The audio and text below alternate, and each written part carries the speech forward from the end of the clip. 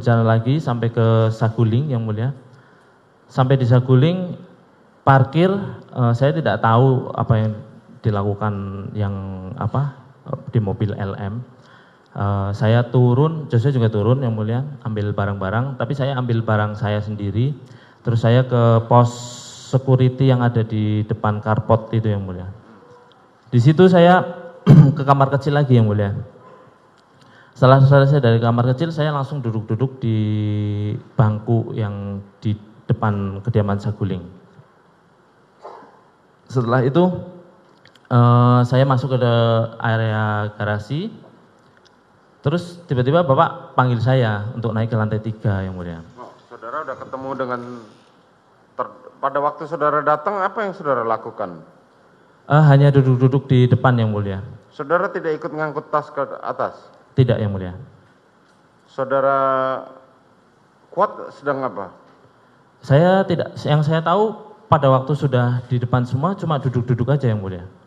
Kalau di dalam saya tidak tahu. Saudara ikut PCR? Saya nggak ikut PCR karena waktu itu saya nggak tahu kalau di dalam ada PCR yang mulia. Bagaimana cara saudara FS memanggil saudara? Saya menggunakan HT, bilang kalau menggunakan HT. Kalau Ki, lantai 3, naik ke lantai 3 Ki gitu. Oke, naik ke lantai 3. Siap. Kira saudara naik ke lantai 3, ketemu Siap. dengan siapa? Di lantai 3 saya naik lift, terus waktu itu ada Daden kalau nggak salah di lantai 1-nya yang mulia. Di sebelah lift itu. Terus saya naik ke lantai 3, keluar dari lift, ada pintu sebelum ruangan yang itu yang mulia. Saya sempat, karena kebiasaan kami kalau ajudan itu dipanggil ke lantai 3 cuma sebatas sampai di depan lift yang mulia. Jadi waktu itu saya berdiam di depan lift sampai lama. Biasanya kan yang dulu-dulu gitu yang mulia, nunggu di situ, nanti nggak lama atau beberapa menit gitu bapak keluar atau ibu keluar ngasih apa yang diperintahkan kan, ngasih surat kayak ngasih apa. Terus waktu itu diem aja sekitar 4 menitan lah, 3-4 menitan di situ. Terus saya dengar bapak terus saya mencoba masuk yang mulia. Saya tengok pas seperti ini, bapak langsung sini. Saya hampiri bapak di ruang keluarga, ada sofa panjang, terus ada sofa satu sama satu lagi. Terus saya duduk di depan bapak itu yang mulia. Sampai di situ bapak menanyakan langsung ke saya itu, Ki, ada kejadian apa di Magelang Ki? Siapa? Saya tidak tahu Pak. Diem bapak, tarik nafas. Terus nangis yang mulia, nangis terus bilang, ibu udah dilecehkan sama Joshua. Saya kaget yang mulia, dilecehkan, kapan ini yang mulia? Ini kapan kejadiannya? Terus apa bentuk pelecehannya gitu yang mulia? Saya mau panggil dia, kamu backup saya, amankan saya. Kalau melawan, kamu berani nggak tembak dia? Siapa? Saya tidak berani Pak. Kenapa? Siap, saya nggak kuat mentalnya Pak. Seperti itu yang mulia. Setelah itu diem. Nah. Tapi nangis yang mulia. Panggil Richard. Siapa? Saya turun yang mulia untuk memanggil Richard. Setelah itu saya turun ke lantai 1. Saya sempat cari Richard ke area ruang ajudan. Sampai saya bingung kan, apa ini pelecehan yang mana, kapan terjadinya, terus apa iya antara percaya dan tidak percaya yang mulia waktu itu. Masa iya sih Joshua tega sekali Joshua sama ibu kalau sampai seperti itu. Terus bentuk pelecehannya apa gitu loh yang saya pikirkan yang mulia. Saya juga takut karena kan saya yang paling senior di Magelang yang mulia. Saya yang ditugaskan menjaga anaknya dan keluarganya ketika ada di Magelang yang mulia. Kok bisa sampai kejadian seperti ini saya nggak tahu gitu. Terus saya ke garasi depan, lihat Richard ada di duduk-duduk di bangku itu, saya hampiri yang mulia. Sambil masih perasaan yang ini, percaya nggak percaya, kok apa iya sih, kok tega Joshua, padahal ibu baik, masa iya sih tega gitu. Chat, panggil bapak. Iya bang, untuk apa bang? Nggak tahu.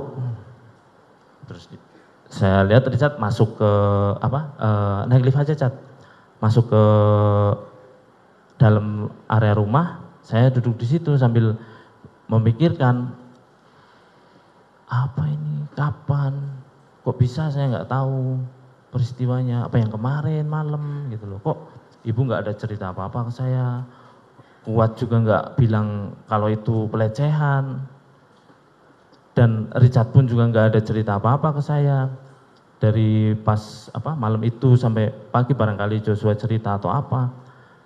Terus setelah itu saya masih berpikiran di situ, si Daden ada yang buka gerbang, saya nggak tahu, lupa. Terus ibu sudah jalan di dekat mobil yang mulia. Terus saya dipanggil sama Daden. Terus karena lihat saya kan posisinya seperti ini. Terus ada ibu kan otomatis respect yang mulia. Dipanggil. Saya mendekat terus bang ibu mau isolasi. Oh iya siap. Dia antar ibu isolasi ya. Terus ibu masuk. Saya nggak terlalu memperhatikan yang lain masuk yang mulai, kecuali Om Kuat memang waktu itu ada di depan, om ikut antar ibu isolasi gitu. Terus masuk mobil yang mulia, jalan ke rumah Duren 3. Sampai di rumah Duren 3 itu turun seperti biasa. Saya lihat ibu mau turun ke belakang seperti biasa saja. Ketemu Richard di depan, Richard juga nggak menyampaikan apa-apa, seperti biasa saja mau isolasi gitu kan. Cuma saya pulang ke Magelang kapan nih? Tapi di situ saya juga bilang, masa iya sih Joshua berani atau setega itu ya melecehkan ibu? Percaya nggak percaya? Terus bentuk pelecehannya apa? Terus saya parkir mobil yang mulia. Setelah saya parkir mobil, pas posisi ini ada kendaraan bapak datang yang mulia. Kok bapak kesini? Datang terus merapat ke kiri gitu yang mulia. Saya turun,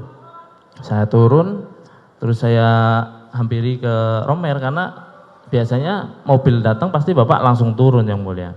Tapi yang turun cuma Romer waktu itu. Terus karena kan saya tahu yang mulia waktu duduk-duduk di depan itu si Romer sama Yogi itu cerita kalau semuanya habis ini mau ke badminton gitu. Nah, saya di situ mau nanya ke Romer, kok bapak mampir sini gitu loh. Tapi Romer keburu jalan karena mobil bapak jalan lagi yang mulia. Terus saya masuk aja. Terus setelah nggak lama itu saya nggak terlalu memperhatikan posisi bapak masuk karena saya mengabari yang di Magelang sama istri saya kalau saya masih di Jakarta gitu yang mulia, sambil menghadap ke arah taman. Om Kuat keluar yang mulia. Om dipanggil bapak gitu. Om Riki sama Joshua dipanggil bapak. Terus oh ya om, Joshua ada di depan. Saya hampiri Joshua ke depan. Saya hampiri terus saya sampaikan, bro panggil bapak. Terus masuk Joshua, seingat saya Joshua dulu masuk, berjalan ke arah dapur itu, terus Om Kuat, terus saya yang belakang. Cuma agak berjeda yang mulia karena saya sempat berhenti di depan mobil Innova, waktu ada Innova 2 hitam. Terus pada saat masuk itu, saya pas jalan masuk itu, Joshua sudah si Pak Ferdi Sambo ada di sebelah kiri, si Richard ada di sebelah kanannya. Terus Om Kuat sudah berdiri di belakangnya Pak FS lah, agak berjarak. Terus saya jalan, saya lihat kayak seperti ini. Apa pak? Ada apa pak? Gitu. Terus jongkok gitu. Si Richard langsung ngeluarin senjata yang mulia. Begitu si Yosua mundur, karena kan nggak mau jongkok dia. Mundur, si Richard lepaskan tembakan. Ada apa ini? Terus der gitu yang mulia. Nah, di situ saya kaget, kok ditembak? Kenapa gitu loh? Terus ditembak sampai jatuh yang mulia. Terus saya dengar ada suara, bang, ada apa bang?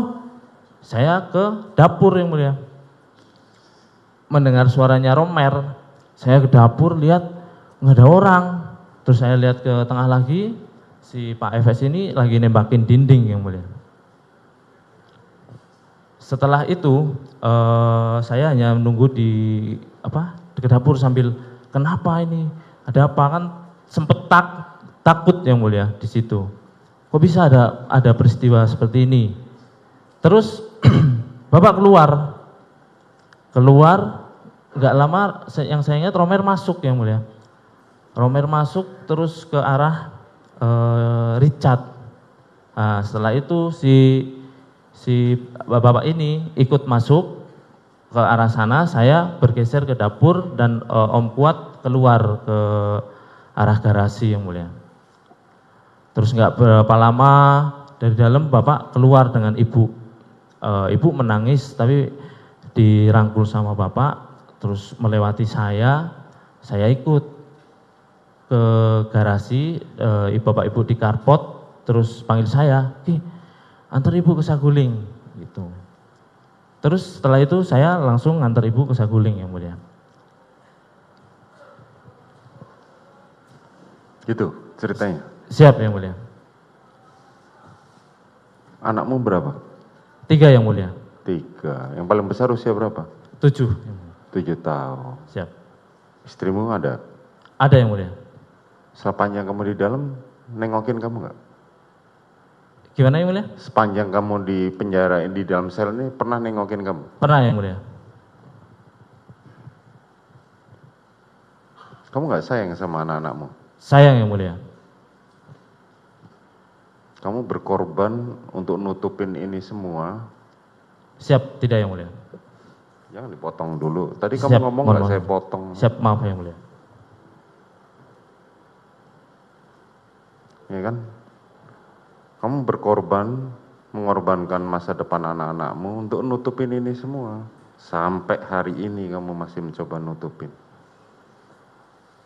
Seolah-olah saya percaya dengan cerita kamu. Dari tadi saya diemin aja cerita kamu. Saya tahu kapan kamu bohong, kapan enggak. Cerita kamu nggak masuk di akal semua.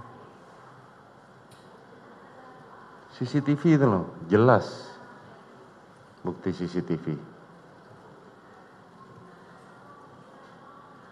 Bagaimana kamu bercerita seperti itu, tapi di sisi lain, kamu ikut bisa, ketika diperiksa di Provos, bisa menceritakan detail apa yang terjadi. Itu kan nggak masuk di akal. Bentar, jangan dibantah dulu. Siap. Ya kan? Siap. Cobalah kamu ingat anak istrimu. Mereka di sana mendoakan kamu, semoga kamu bisa mendapatkan keringanan. Tapi dengan begini, kamu mencoba mengaburkan semua peristiwa itu.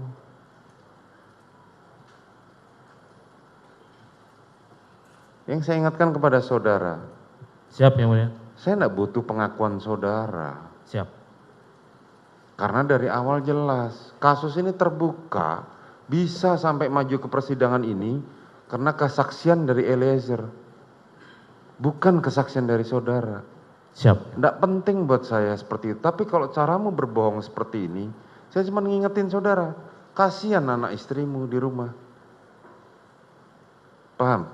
Paham yang mulia.